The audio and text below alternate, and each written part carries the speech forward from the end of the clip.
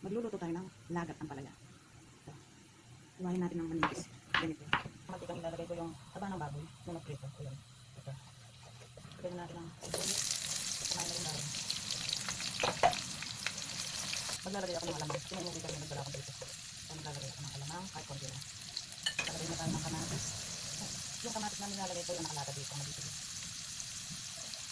Sunod lang konti sa panang. Lagyan na natin yung ginilin. MSG ang lalagay ko. Alam niyo na kung ano yung MSG. Kunti paminta. Lagay na natin yung ampalaya.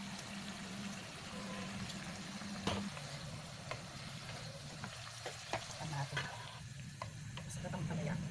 Naglalagay na tayo ng itlog. Apat na itlog ang ilalagay ko. Damihan ko daw ng itlog, sabi ni Mister. Alam na kasi mapait ang nabili ng ampalaya. Pangatlo na, apat na. Kapag ganito ang luto. At